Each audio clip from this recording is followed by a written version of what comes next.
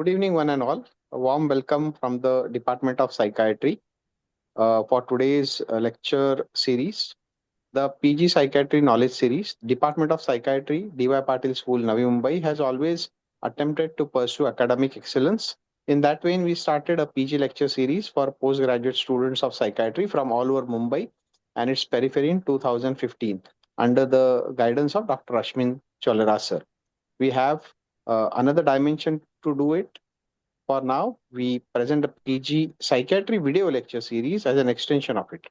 This lecture series has helped PGs all over India and also all over the world, as well as psychiatrists, to gain newer insights into the subject. On today's topic for the PG knowledge series is perinatal psychiatric disorders and infant outcomes, neurobiological mechanism by our very own Dr. Malay sir, consultant psychiatrist, Mumbai.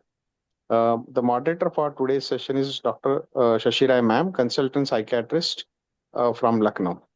A brief introduction about today's moderator, Dr. Shashi Rai ma'am. She was a director of Sambal Drug De-Addiction and Psychiatric Hospital, Lucknow, Secretary, Richmond Fellowship Society, India, Lucknow branch, member, State Mental Health Authority and District Mental Health Review Board, Uttar Pradesh, Secretary for Education, WADAP India chapter, member, Ethics and Law Committee, World Psychiatric Association, former President, Central Zone IPS, former Council member, Indian Psychiatric Society, recipient of BB Sethi Oration Award 2012, PKC Oration Award 2022, and IPS UP Oration Award 2023. Widely recognized for contributions to psychiatry education, advocacy, and community health. Special interest, rehabilitation psychiatry, women's mental health, and community mental health. With this, I hand over the proceedings to the moderator for today's session, Dr. Sashirai ma'am. Thank you. Thank you for this warm introduction and good evening, everyone. And wishing all a very happy Doctor's Day, which we celebrated yesterday. It's a great privilege to be chairing this session on the PG lecture series for knowledge sharing. And the topic for today is perinatal psychiatric disorders and its effect on infant outcomes, which is clinically very relevant. And I really thank Dr. Asham for having given me this opportunity. The speaker as for today is Dr. Malay Dave. He is not new to anyone. He is very well known all over the country. He is a consultant psychiatrist in private practice with 12 years of experience in postgraduate teacher, which says a lot for someone who is in the private practice. Former President, Bombay Psychiatric Society, member of the IPS UG Education Subcommittee, advisor IPS Biological Psychiatry Subcommittee, recipient of Bombay Psychiatric Society Silver Jubilee Prize, author of 12 scientific publications in psychiatry, and his areas of interest are neuroscience and genetics. So I welcome Dr. Dave to start giving his talk. Thank you, ma'am. Thank you for those kind words, and thank you, DY Patil PG Psychiatry series for inviting me once again to speak on this platform for PG education. I'll share my screen. Okay. So am I audible, visible? Is my screen visible? Yes, everything is perfect. Yeah, okay. So today I'm going to speak on perinatal psychiatric disorders and infant outcomes and neurobiological mechanisms. So what are we going to discuss today exactly? See, we all know, many of you must have heard many of my online talks, and this slide keeps on coming mostly everywhere when I talk of any disorder in psychiatry or about anything that is neurobiological in psychiatry. Now, what does this mean and why are we talking about this topic today? Now, what happens is that day in and day out, when we see patients, whether it's in our OPDs, whether it's in our inpatient settings, wherever we are as a single practitioner or in an institute, basically what we are going to see is something like this. This box is going to be in front of us. Many of the things that are listed in that will be in front of us, and this is what patients present to us or relatives give a complaint of. That could be mood symptoms, behavior disturbances, thought disturbances, and so on and so forth. And what do we do after that? What do we do after that is we treat whatever our modality of treatment is, medications, ECTs, any other intervention. And then there is some change. There is a functional outcome. So a patient can get fully well, a patient can get partly well, a patient may not recover completely, may have side effects, may have a good prognosis down the line, may not have a good prognosis down the line. But essentially in our clinic, and since we are going to continue practicing, we are going to have this box to deal with and this box also to deal with, because it's an outcome of something that we do and an outcome of an illness combined. Now, when we are looking at any illness, it is mandatory for us to understand that illnesses are not symptoms. Illnesses are symptoms which have got a certain pathophysiological basis behind that. And unfortunately, in psychiatry, we are not very clear as to what is that exact change or that exact causes which lead to the development of symptoms. There are many areas of looking of interest uh, into the exact mechanisms of psychiatric illnesses. So uh, overall, we know that there are some genetic causes. Again, there is not one genetic mechanism which is not okay, or not one gene which exactly correlates with an illness. We also know that there are epigenetic changes. We also know that there are environmental factors which have a role uh, in the origin of psychiatric illnesses. But when all these things are in place, there are certain neuronal changes in terms of hyperexcitability of neurons and so on and so forth. When neurons don't function well, we say that circuits are not functioning well and so on and so forth. And with this background, when an individual reacts with certain uh, stressors or stressful situations or day-to-day events or social experiences over the life, then this is basically going to act as a trigger for the presentations like this. So this is roughly what we understand as of now is as what is behind the phenotypic presentation of psychiatric illnesses. Now, the diagram looks as if it is one line. So there is level 1, then 2, 3, 4, and 5. But again, it is not like that. It is more convoluted. It is more roundabout. So we will have genes, we will have brain activity determined by genetic expression of proteins and other things. But of course, in between, there is epigenetics also. Uh, Brain activity leads to hormone secretion. Hormones will have an effect on gene expression. Brain activity will also lead an individual to experience psychological and physical events differently. That will have an effect on hormones. So this cycles, cycle 1, cycle 2, cycle 3 will keep going on and on. So at each point in time, whenever we have an illness or do not have an illness, our gene expression, our brain activity, our endocrine status keeps on changing. Doesn't change in terms of so much of change as we would see on investigations, but in terms of becoming more adaptable, more fixed sometimes, and sometimes more problematic. Now, that brings us to the point that when we are looking here, genetics, can there be something even before that? All of our explanations start with genetics and epigenetics, but can there be something else? And that brings us to this point of understanding what probably is the role of pregnancy and a mother who has got, let's say, any kind of a psychiatric illness. Will it have a different outcome? So when we look at pregnancy, one of few things that are very common and easily understood. One is that it is a very challenging time in a woman's life. There are certain superstitions, not superstitions, but misconceptions that many of us have encountered. One of the common ones being that if an individual gets married, it will take care of all his psychiatric symptoms. It is also a myth or a misconception concerning women that when they get pregnant, all their psychiatric illnesses or all their difficulties will be kind of okay.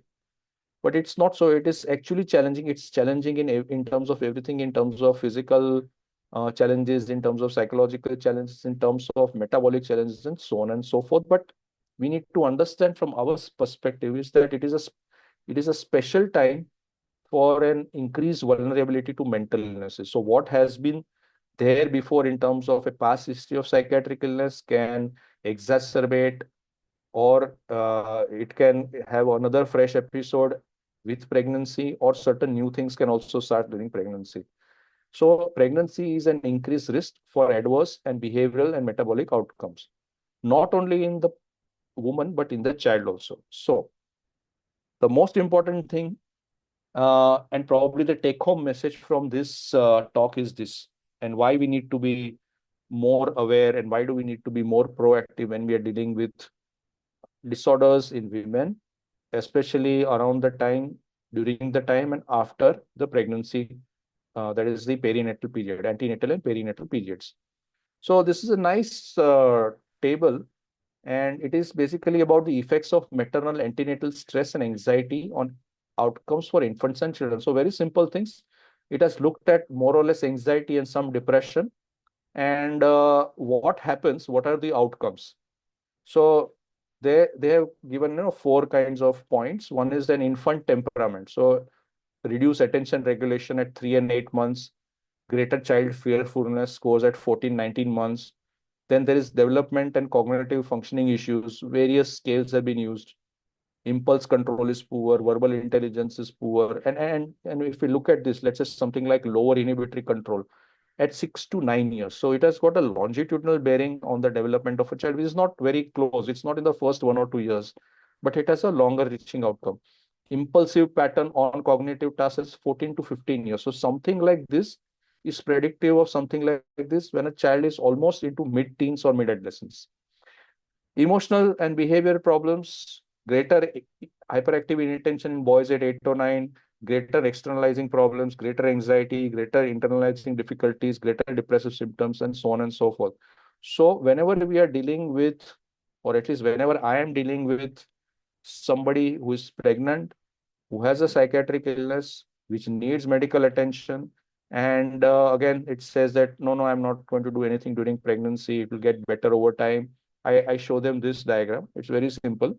You can take a photo and show it and see this is what you're exposing your unborn child to if you're not getting treated, because you already are in a vulnerable period, and this vulnerability or something from this will get transmitted or transferred or act in your child in different ways that we will see later on. So when we are looking at something that is happening in the mother, how is it going to affect the fetus? So point is that we are talking again of something that is happening or something that has happened before this, before the genetic loading in the child. So when we talk of the mother and the fetus, there is something which comes in between, which is the placenta.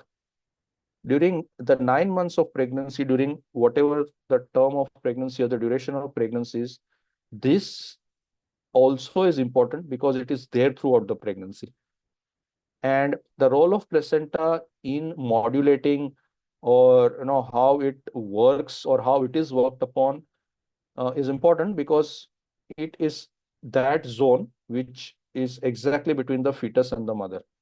So something that is affecting the placenta can have an effect on the mother as well as an effect on the fetus. So the first important thing about what happens, or what are the mechanisms in which, let's say, some woman who has got an anxiety or a depression, uh, how is the fetus going to get affected, and in terms of what happens, what is the role of the placenta? That is our first neurobiological mechanism that we are going to look at. So the placenta is a transient organ of pregnancy, meaning it is there only during pregnancy. Once it is out, it is done. Once the pregnancy is over, it is done. Basically, we understand placenta as providing nutrients and oxygen to the growing fetus.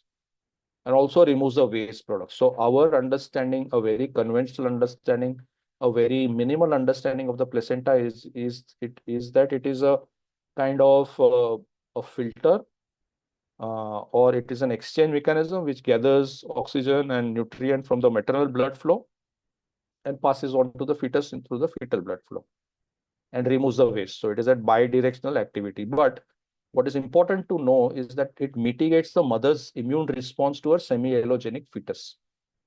Now, we need to understand that a fetus is a independent entity which is growing inside the mother in the uterus. Now, the fetus has, since it is an individual, it will have its own antigenic properties. So, if these foreign antigens or other antigens get exposed to the maternal circulation, the maternal immune system can launch a host rejection or a host. It can, kind of trigger an immunogenic response. Something like when there is a kidney transplant. That's why there is so much of matching done, so that when the kidney is implanted or transplanted into a recipient, the host doesn't reject because of an immunological reaction. So 9 months of pregnancy, we are talking of normal pregnancies, 9 months of pregnancy with a fetus should not have any kind of an immune response from the mother. So the placenta actually mitigates that response. Also, during the pregnancy, the placenta is an additional source of hormones to maintain the pregnancy. So two things that we should also know apart from this nutrition and oxygen and waste removal is it reduces the maternal immune response to the fetus, and also provides, it also works as a separate endocrine entity during the pregnancy. So now, whenever there is, let's say, if we looked at the table and it told us about some anxiety and stress, so what happens? So the first thing, what is important and what has been shown in studies after studies is that prenatal maternal anxiety it works as a stressful event or a stressful environment and interacts with genes for BDNF and COMT, fetal that is. Okay. So for the genetics of the fetus, maternal mental illness, anxiety in this case, works as an environment and there is a gene environment interaction. What are the genes that have been studied? BDNF, that is brain-derived neurotrophic factor, and COMT, that is catechol orthomethyltransferase. One is a growth factor gene, second is a monoamine gene. So very core brain pathways are getting affected genetically because of the environment that is produced inside the uterus. What is happening more in details? So there is a placental enzyme called as 11 beta hydroxysteroid dehydrogenase 2, that is HSD 11 beta 2. What does it do? Maternal cortisol is converted into inactive cortisol. So what we understand about illness is, one of the things is that illnesses like depression or even psychosis are, there is an abnormal activation of the HPA axis and leads to a hypercortisolemic state. Now, in the mother, if there is a hypercortisolemic state, that excessive hypercortisolemia can also affect the fetus. So there is an inbuilt mechanism in the placenta. This enzyme senses maternal cortisol and it deactivates that. So when that blood is, that maternal circulation interacts with the fetal circulation, the effect of cortisol, maternal cortisol, is minimized. This is the mechanism, so that the fetal circulation doesn't get exposed to so much cortisol. So it regulates fetal exposure to cortisol. This is a mechanism. But whenever there is prenatal stress, okay, in this case, anxiety, depression, anything, the endogenous glucocorticoid levels are very high. That is one. So what happens is this enzyme may not be able to control it so much. So it can have some nullifying effect or some anti-cortisolic effect, but then what can happen is that since the levels are very high, okay, many of these glucocorticoids can pass into the fetal circulation and have an effect on vascularization, apoptosis, that is cell death, and nutrient support. And even catecholamines, which are there because of HP activation, can also alter placental function in many ways with poorer outcomes, as we have seen in that table. So one is the HPA axis abnormalities, which are there in the mother, getting those changes getting transferred or translated into fetal circulation. The players being this enzyme, HSD11 beta 2. Now, so this placental mechanism was one. Second is other receptors. Fetal glucocorticoid exposure is also regulated by placental glucocorticoid and mineralocorticoid receptors. So placenta by itself also has, apart from that enzymes, the glucocorticoid and mineralocorticoid receptors.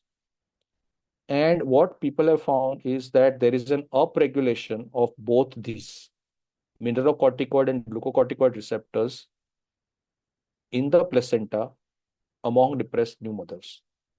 So one is the enzyme, which may not be functioning very well. Second, basically a hypercortisolemia.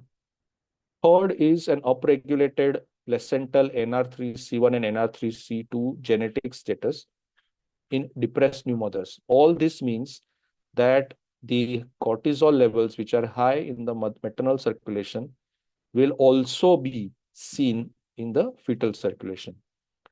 Now, what are the genes associated with this? Placental corticotropin releasing hormone, which is like ACTH. Okay. And this is production of cortisol via the HPA axis. So even apart from this, there are other placental genes which are studied, which are involved. One is this placental corticotropin releasing hormone, okay, which stimulates the maternal axis. And, it can also lead to abnormalities in circulating cortisols, MAO-A, placental serotonin transfer, and P-glycoprotein. P-glycoprotein is a kind of a biological barrier which helps in removing toxins and foreign products out of cells.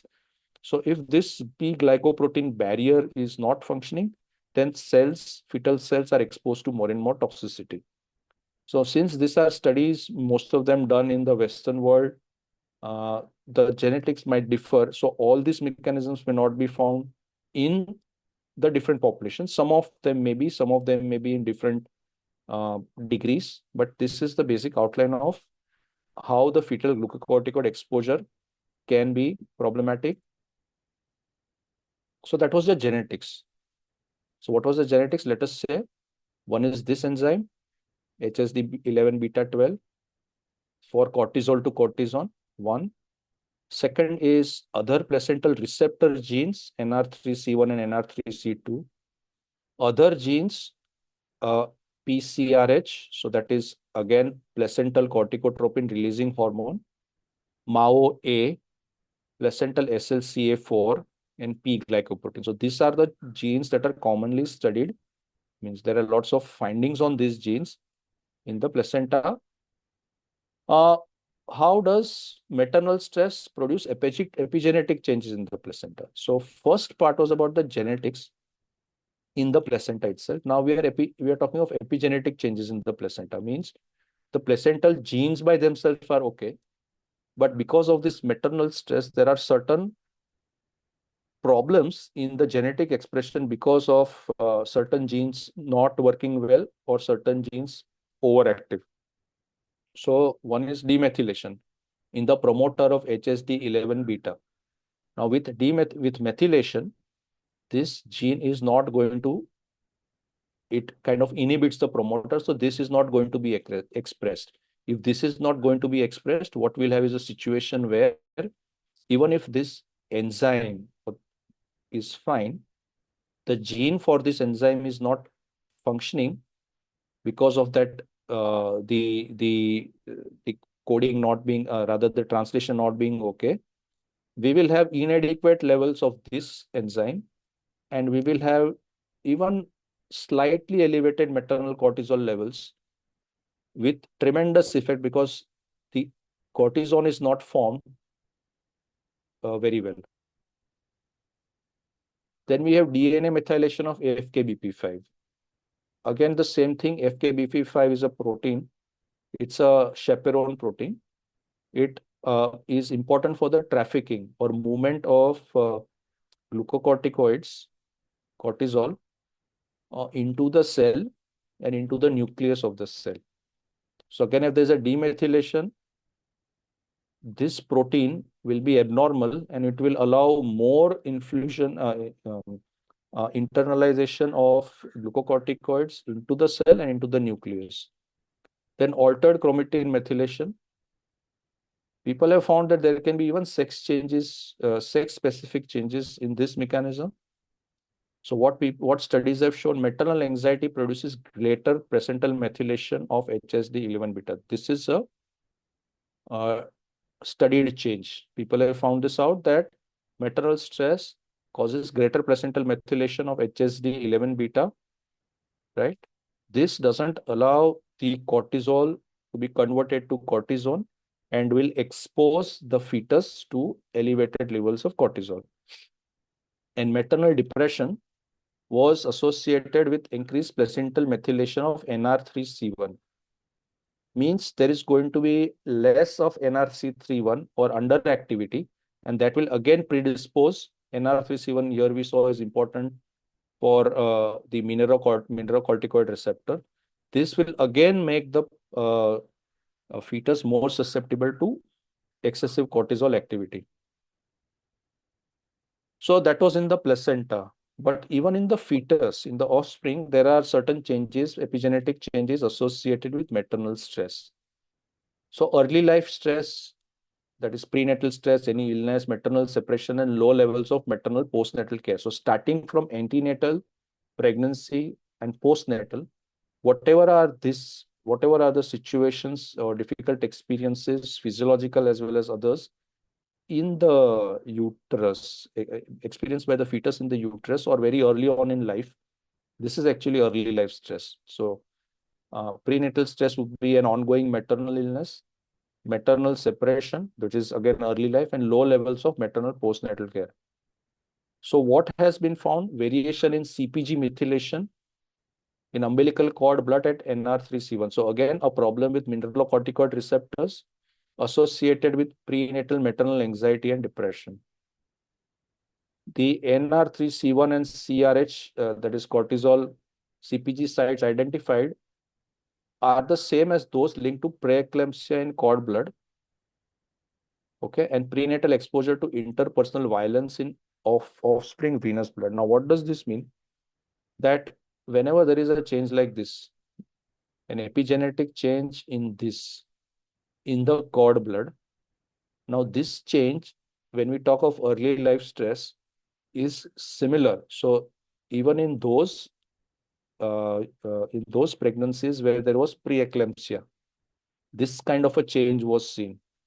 Even prenatal exposure to interpartner violence is also similar in venous blood. So whatever this may be, the changes in the epigenetic status of this gene are similar. Prenatal maternal chronic stress and war trauma, there are certain studies which have shown an effect on BDNF methylation and altered DNA methylation of imprinted genes, so IGF2 and GNASXCL. Now,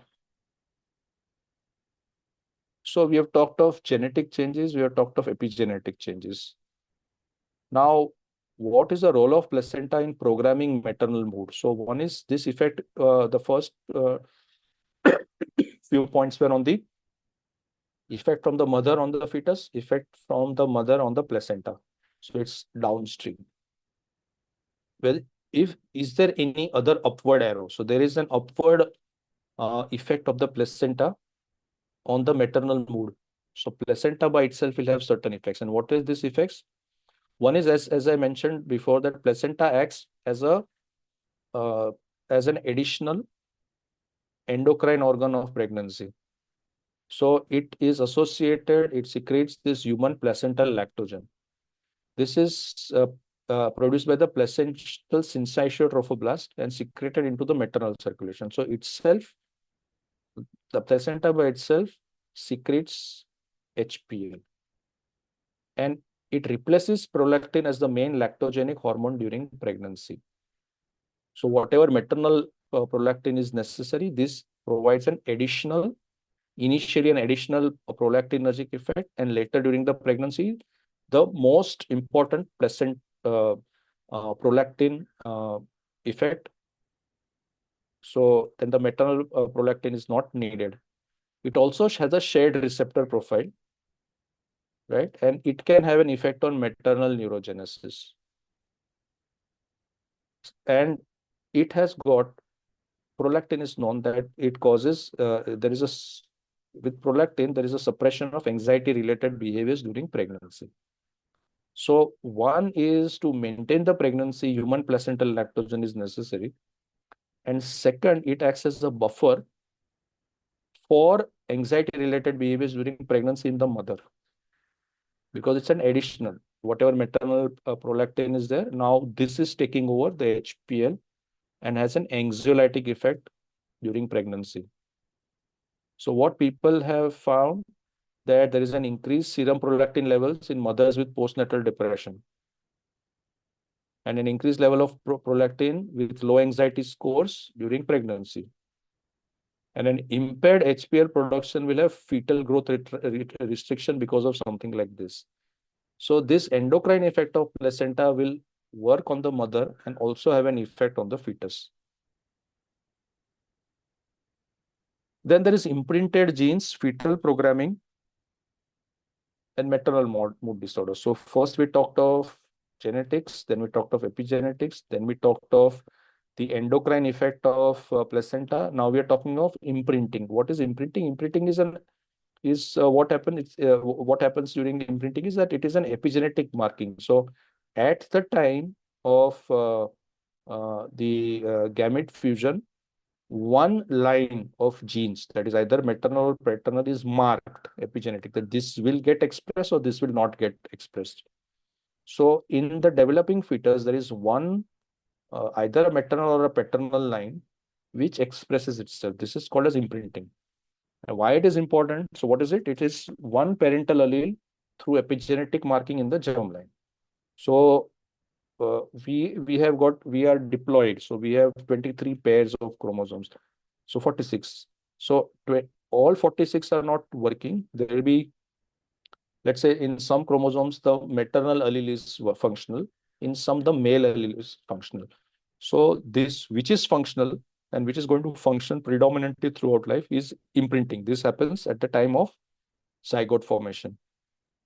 Imprinted genes are known to regulate growth, placental development, adult behavior, and metabolism. So this imprinting has got a very long-lasting effect.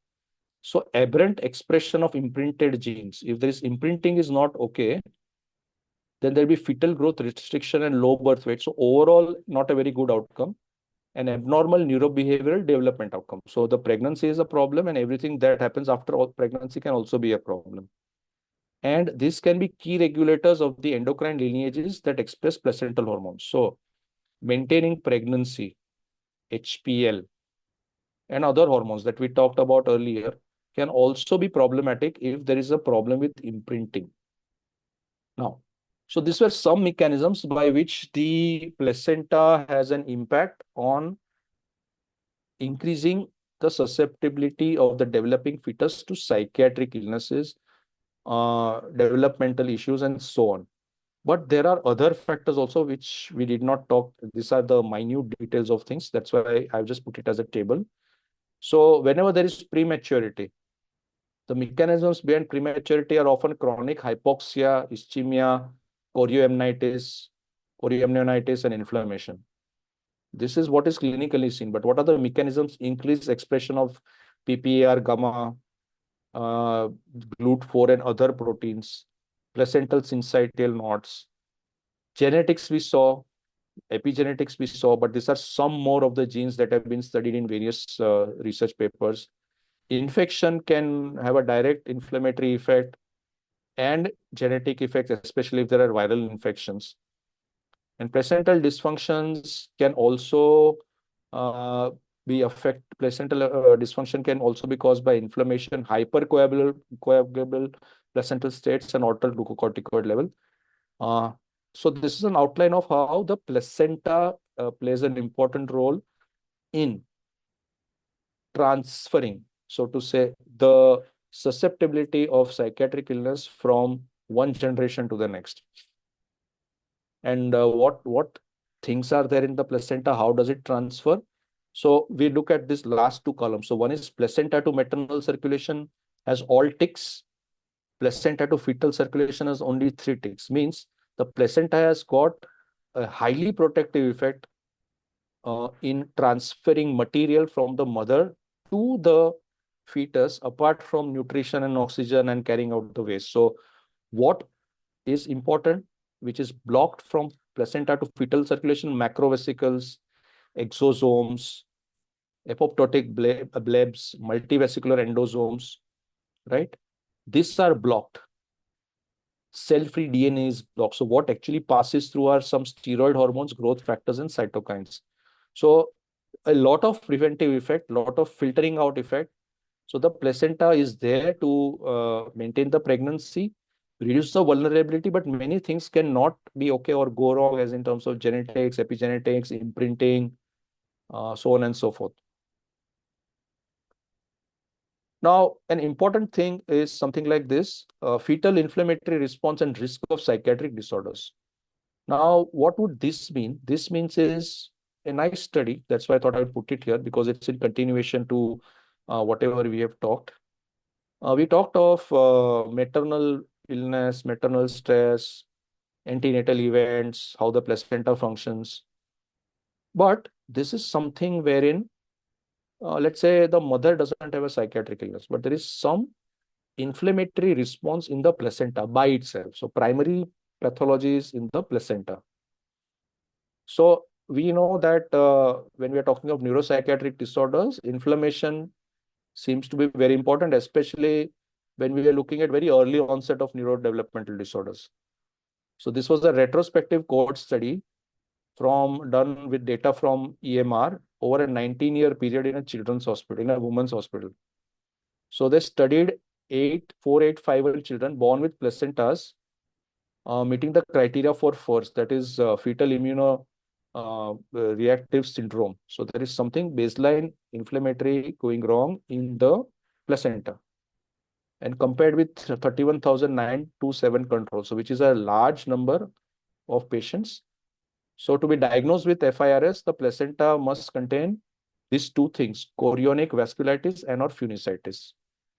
And the children had to be in the study for at least 5 years. So they studied this kind of placenta in so many women with so many controls, saw to it that the criteria were met, and the children who were born, all this 4851 against 31,927, were studied for 5 years. So at least the first 5 years of rapid neurodevelopment or rapid neurodevelopmental changes and the onset and presentation of almost all neuropsychiatric disorders, neurodevelopmental disorders could be studied. So the primary outcome of the study was the incidence of neuropsychiatric disorders during childhood. And the secondary outcomes were psychiatric medications prescribed and psychiatric hospitalizations and treatment. So direct as well as indirect. So what was the most important thing? Children born to placentas meeting the criteria for uh, fetal inflammatory response were more likely to be diagnosed with neuropsychiatric disorders. Which one? ASD, ADHD, conduct disorder, PTSD. So the placenta not only manages the balance between the fetal and maternal circulation, fetal and maternal immunology, fetal and maternal endocrinology, fetal and the maternal effects uh, on fetal neurodevelopment, but by itself, if there is something going wrong in terms of this inflammation, then it itself can lead to the development or an early development of neurodevelopmental disorders that we commonly see. So one of the mechanisms of a perinatal illness uh, getting transferred to the fetus was placenta, and so many things about the placenta. The second mechanism is the gut bacteria. Now, there was a belief, and many people still believe, that the amniotic fluid in which the fetus develops is sterile. But that hypothesis is highly challenged and proven to be wrong, because even in that amniotic fluid, there can be some proteobacteria. And this is the contribution maybe from the amniotic fluid itself, the placental secretions. Okay. So low diversity, but some bacteria are definitely there, which are proteobacteria. Now, when there is the delivery that happens, so whether it's a vaginal delivery or C-section, vaginal delivery would mean that the fetus will get exposure to one set of bacteria through the vaginal passage. If there is a C-section delivery, this fetus will be exposed to certain different kind of bacteria. So the vaginal microbiome is lactobacillus, for example, whereas the C-section, where the fetus is not exposed to the vaginal microbiome, gets exposed to skin-like bacterial load, which is Staphylococcus, Corium bacterium, Propionine bacterium. Second, after that, when the child is exposed to breast milk or formula milk, there are differences in bacterial populations. That is, in the first 1000 days of life, what is the bacterial load and bacterial exposure to the developing now, in this case, the infant. So during pregnancy, there is low bacterial diversity, like the proteobacteria. During delivery as well as lactation, more species get added to the already existing bacteria in the infant. And as the infant grows, first 2-3 years of life, again, after breast milk or formula, we will have introduction to solid food. So again, more exposure to external or foreign bacterial cultures, and then puberty and adulthood. So from very low diversity bacteria, as time goes, we have got increase in the microbial diversity and number. So by the time somebody has finished adult puberty and into adulthood, the gut microbiome is so complex that there are thousands and thousands of species of bacteria. And this bacterial species shift, the balance shifts from mostly aerobic to then mostly anaerobic. And this maturation of the gut microbiome is also an important factor for host organ maturation. So the gut bacteria that a child has at 2 helps this child for good brain development till puberty. Then this bacterial population in the puberty will help in consolidation of the social behaviors and things like that. Right? Now, when we look at the adult microbiome, we still have proteobacteria which are there in the uterus. So when the woman becomes pregnant, so this whole cycle is completed.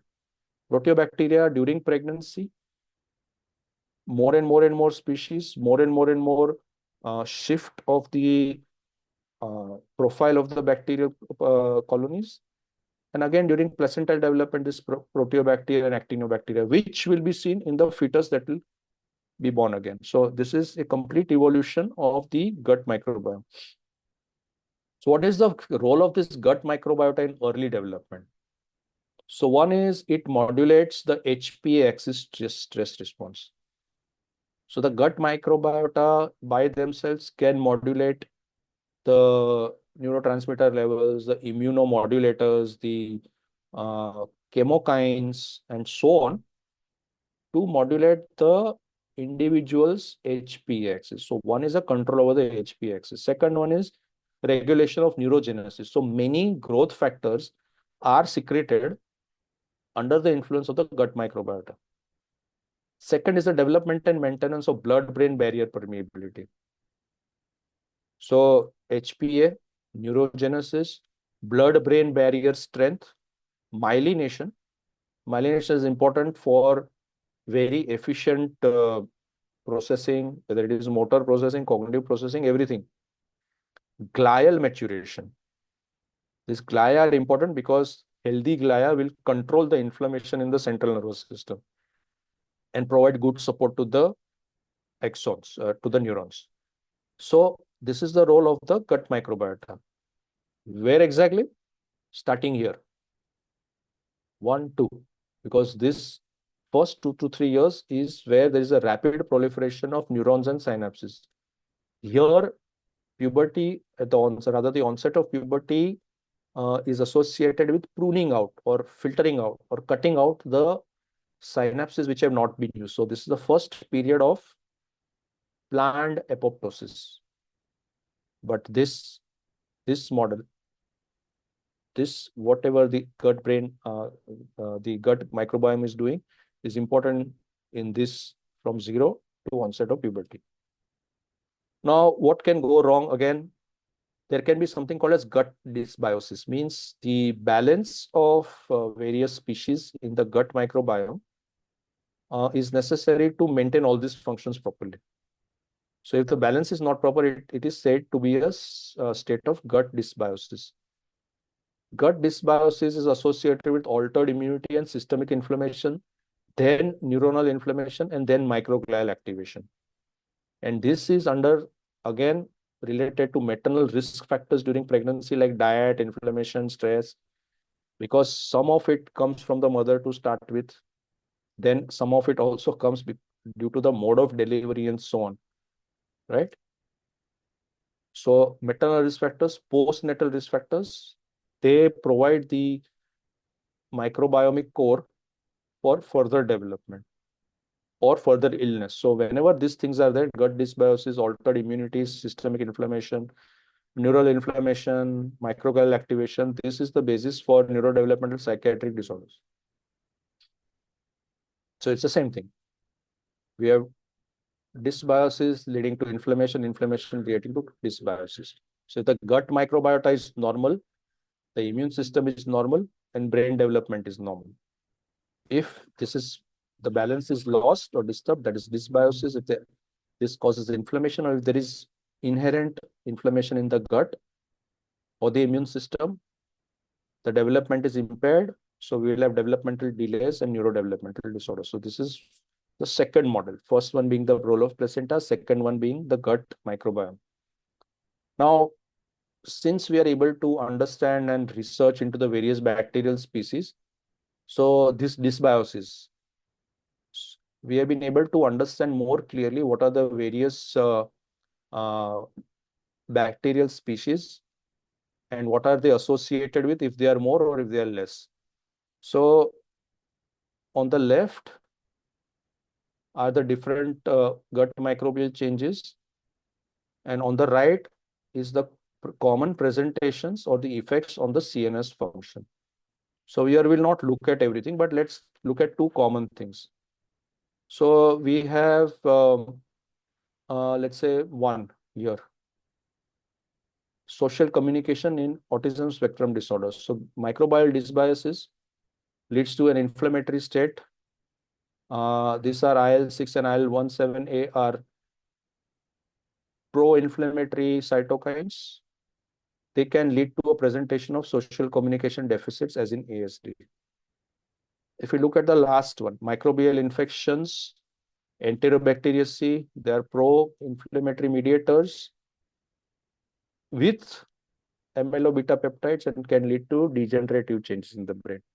So one of the areas of new research in chronic neuropsychiatric disorders, neurodegenerative disorders, neurodevelopmental disorders is the role of dysbiosis on CNS function and the various pathways that lead to that. So when we are looking at the pregnancy, what all things, so now this is important clinically because this is the basis of our history taking. The things that I talked about was more of our recent understanding of the mechanisms and things like that. But when we are looking at patients, when we are talking to them, this is the most important information that we can get easily without any investigations.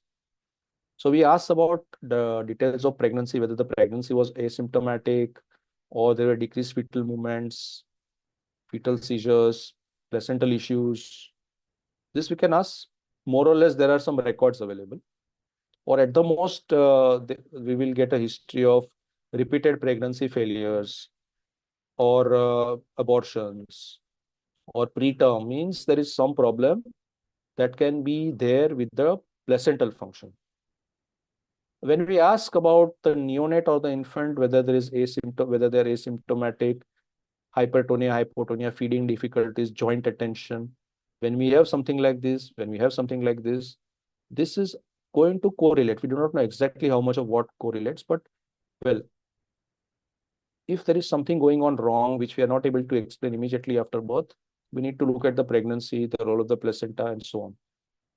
Childhood presentations will be ASD, ADHD, anxiety, learning difficulties, and adulthood presentations will be the common psychiatric illnesses that we talk about. Now, what is the course of development? So we looked at pregnancy, we looked at the placenta, we looked at the gut microbiome, but what is the pattern of human development? There are the last few slides. So human brain development starts from 18 to 24 days of conception. Meaning by the time the woman understands that she is pregnant, the development of brain and nervous system has already started. Because for a woman to understand that she is pregnant, she has to miss at least one period. One period would be 30 days at least. And at least a week would have gone if everything is kind of proper when the brain development has started. So early on, very early on in the first trimester, the brain development starts. And then we talked about something that happens during the pregnancy and all that.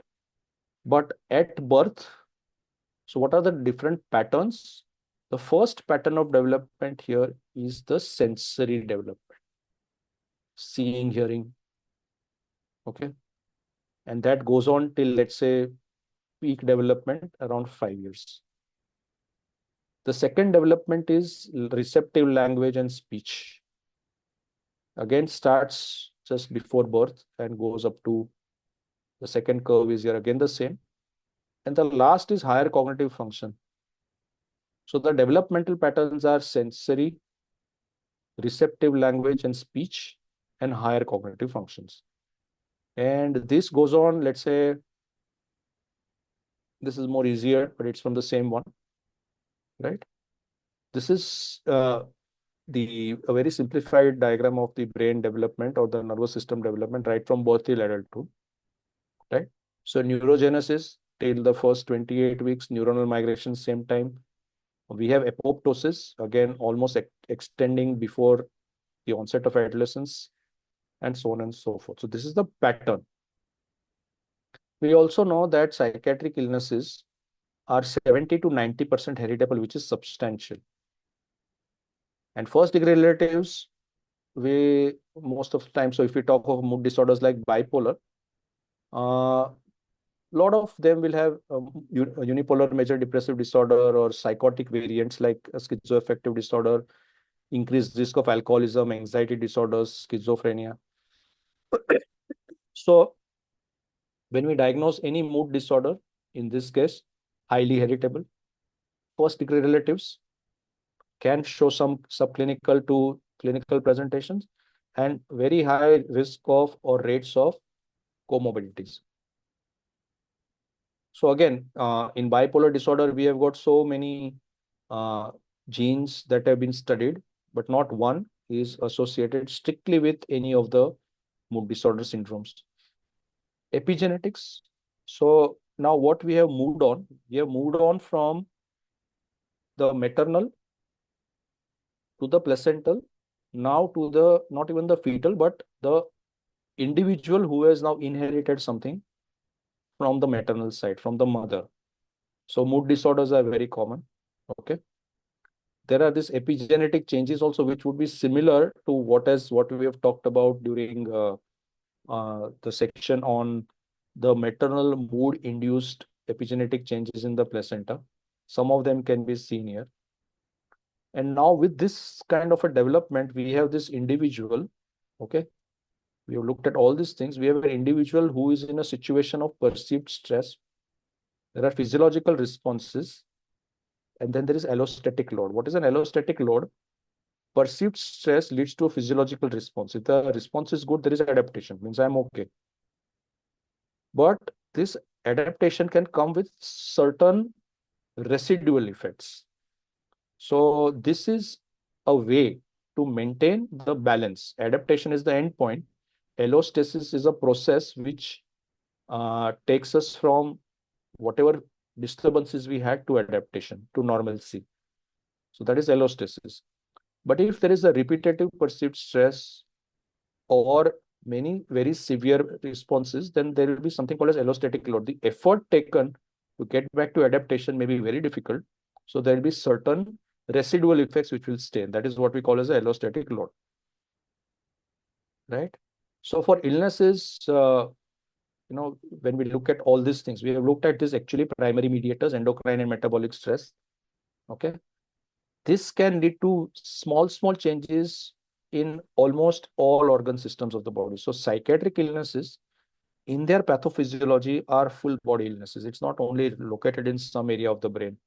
So there is an increase in mitochondrial allostatic load leading to mitochondrial dysfunction, cellular dysfunction over time, or organ and systems failure.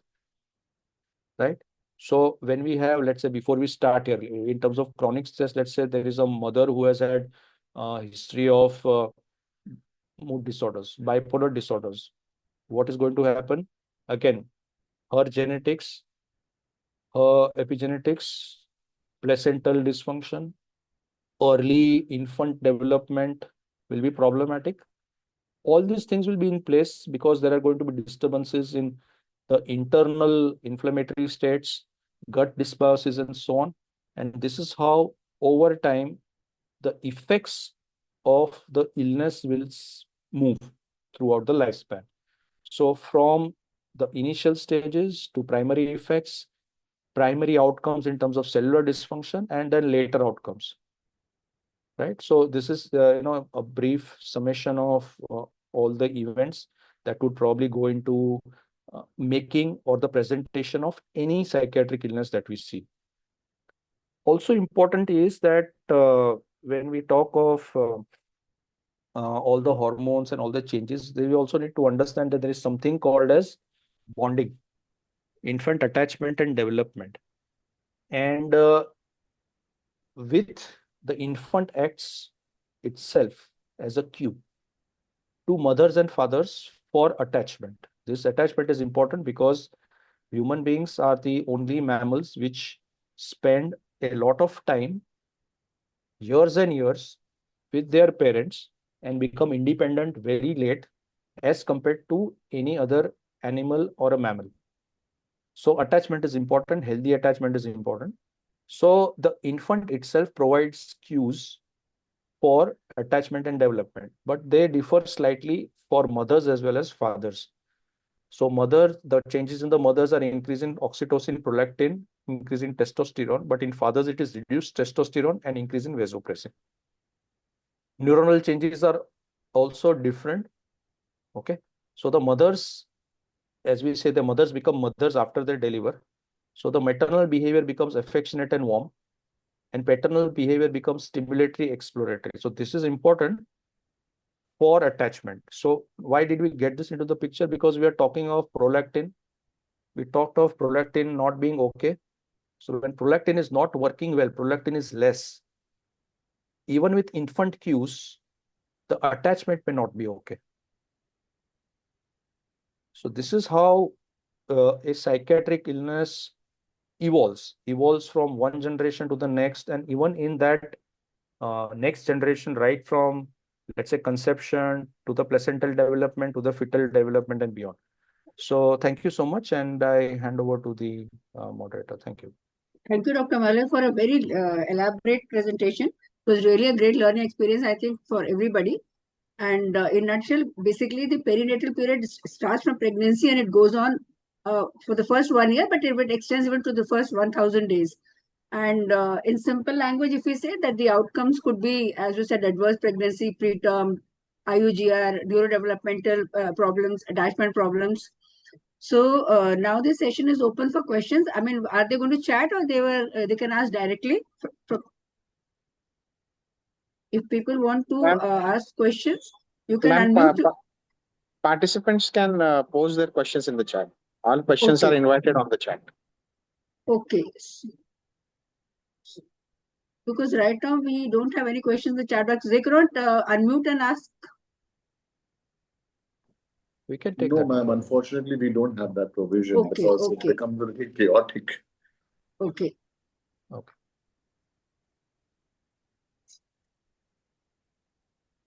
So do we have any, I mean, I am not able to see any question in the chat box. Yeah, there are no questions on the chat box. Sorry?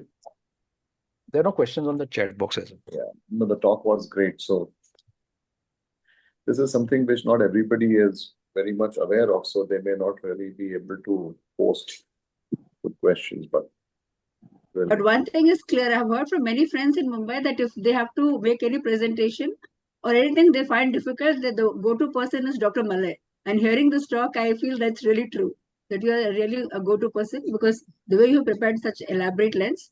And so it was really good. There is one question from Dr. Arnav Chauhan.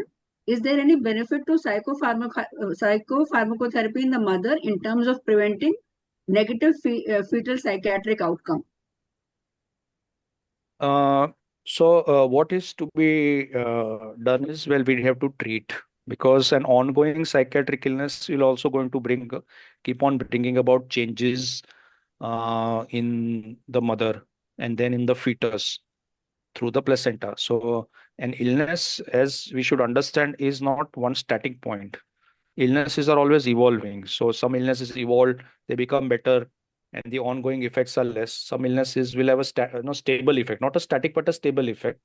And some illnesses, especially those which are fluctuating, will keep on having uh, changes uh, in their basic physiology. So when we are looking at illnesses, and if there is an illness going on, we have to treat it, because a few things can get better. One is the stress of the illness itself. Okay, whenever a mother is depressed or anxious, her own physical health may not be that good. Second, her looking after her own self during pregnancy may not good. Third, looking after, many of our psychiatric illnesses are associated with substance use, unhealthy habits. That can be another additional problem. So that can be taken care of. Third thing is, uh, whenever uh, whenever the illness is going on, the pregnancy going to term, the fetus being healthy throughout the term will be a little bit problematic. So what we are doing when we are treating, we are not going to change the complete genetics or the epigenetics. That is one thing. But when we are treating, all these other things can be in place. So the best thing is to treat. Now, why, as I said, I mentioned in the beginning, why we are talking of these things, that we need to understand the mechanisms better. If you understand the mechanisms better, we will have opportunities to design better treatments compared to what we have now. But we need to keep on looking at this. There is another question: role of folic acid in mothers on psychotropic drugs during antenatal period in prevention of congenital anomalies. So folic acid is strongly associated with neural tube defects, the occurrence of neural tube defects that are like rather low folic acid states, especially with drugs like sodium valproate. So yes, we can supplement with folate. So that part can be okay. But first we have to see whether the patient is on valproate or not. So as of now, the only drug that is completely contraindicated totally is sodium valproate during pregnancy. All other drugs can be used if they are proven to be beneficial. So it's a risk benefit analysis. But with valproate, it is risk only. So first of all, try and avoid. When a patient is on valproate, now as I mentioned in that one of the developmental diagrams, that the brain development starts at 18 to 24 days. So by the time the woman has missed her period and a few days have gone after that, the brain is already developing in 2-3 weeks. The development has started. So there is an exposure to sodium valproate. Now, sodium valproate, if it has been given, if it is of value, you can reduce it, but start supplementing with folic acid right from that. The moment we come to know that this is happening, usually gynecs do that. They give multivitamins and folate. But from our side, if we know, I mean, the best thing is to keep on educating patients, but there are still, most of the time, the pregnancies are not planned. So we don't know what's happening. But yes, folate has got a role of, as a preventive role for congenital anomalies, which are neural tube defects. Yes. There's one question from my side. Like, suppose, like normally we have that whenever, suppose a patient is planning pregnancy, even then we start them on folic acid Yeah. along with our other medications, whether they are on antidepressant or Yeah, antipsychotic. So we what is can do your that. take on that?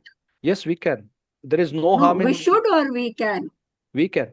We should, but that's a problem. Normally, if there are no issues, folate is okay. Uh, when do I give folate? More than this, people have a lot of dryness of mouth and they develop stomatitis. So I start with B12 and folate then and there, whether they are pregnant or not. So in a routine practice, that is important. But for a woman, yes, best to give. We keep on and we keep on telling. More important is we should keep on telling them that please be in touch when you want to get pregnant, what is happening. So at least in the city in Mumbai, many of my women patients know what is happening. So they keep me in the loop. Even the gynec, I'm willing to talk, and also there is not a problem. But yeah, folate is a good idea because apart from this neural tube defects, folate has also got certain role in certain uh, metabolic Metabolic. neuronal metabolism. So that way, it's a good supplement. No doubt about that. There's another question in bipolar mood disorder, patient in a normal euthymic phase. What precaution can be taken during pregnancy? What if the patient has already stopped her treatment?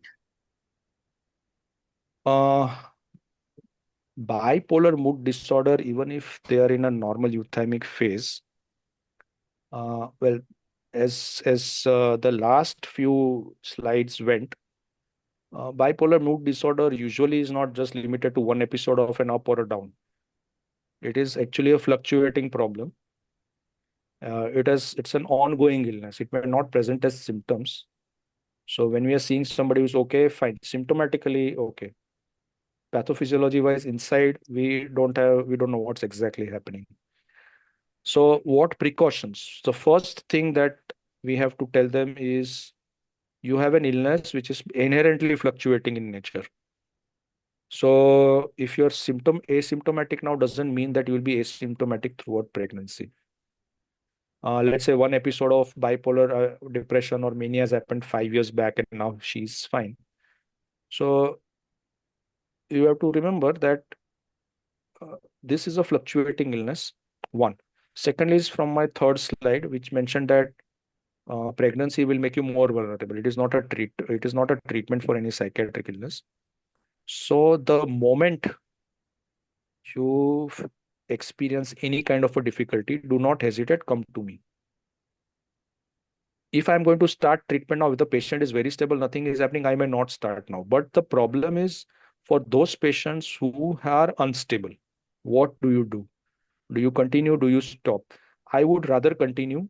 As I mentioned in Dr. Vispute's question about valproate, I'll take a note of it. I'll see what can be done, reduce it. But if it's an untreated or an unstable phase, continue treatment because the various trimesters of pregnancy are going to keep on, since the physiology is changing rapidly, it is going to keep on or have a contribution in making the disorder more stable. So absolutely fine, not under any treatment for a long period of time, educate them and tell them to be watchful. So they might have certain physiological changes during pregnancy, like hyperemesis or difficulties. They are not sleeping well. See if you can do something for it, because there will definitely be markers, symptomatic markers for something starting. One of them being sleep. So see if that is getting disturbed. See what you can do for it. So that would be my. This is how actually I go about. But if the patient has, 6 months back I was fine, I'm pregnant now, then I'm not going to be very happy in her not being on some maintenance. So bipolar disorder patient, that's why I mentioned that if the patient is under my care right from the first episode and she's fine, she would definitely be on some kind of something which is keeping her okay. That I'll continue. Same, even I would do the same, but if the patient has already stopped her medication and she is doing fine, then I normally ask them for a frequent follow-up and Yeah. to come if there are any problems, so that then and then we can start. So normally, do you continue any mood stabilizer during pregnancy? Because normally what I do, if a patient is planning, then I shift them usually to atypical antipsychotics Yeah, only, that's and fine. Yeah, that's good. That's instead of good a enough. mood Yeah, stabilizer. yeah, absolutely. That's fine. Whatever has worked. But the thing is, making new changes during pregnancy can be a bit challenging because we don't know Yes. how the patient has responded previously or would respond now. So whatever is ongoing, best thing is to continue that.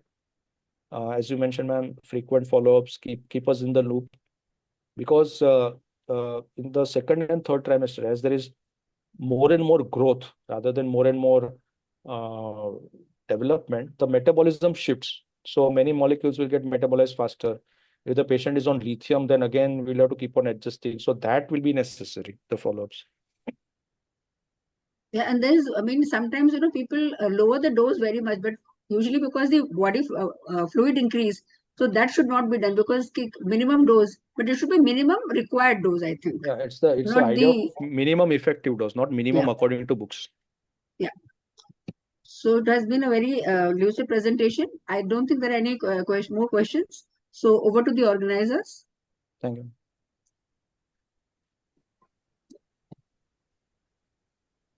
Uh, Yes.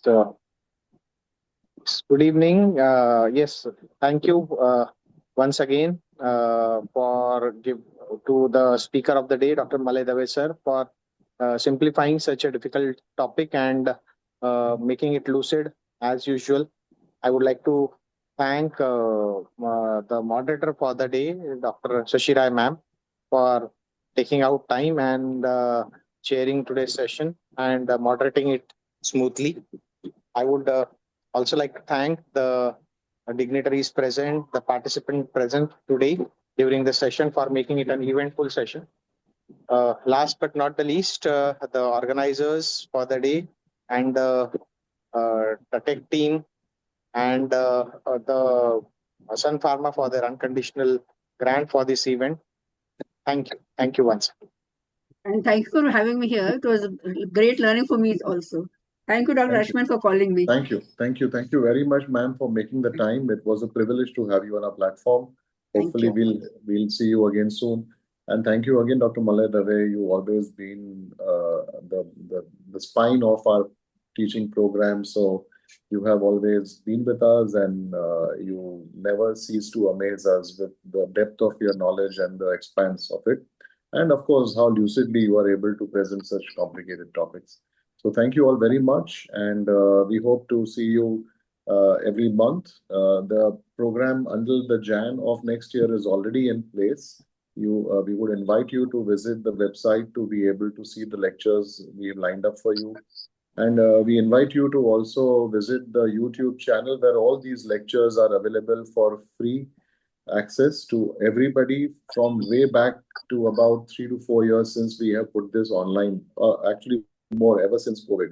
So about last 6, 7 years of lectures are in a repository forever for perpetuity. So we invite you to please visit those lectures, and we hope to continue bringing these kind of programs to you in the future. Thank you again for your support, and I wish you a great evening ahead. Thank you. Thank you. Okay. Good evening.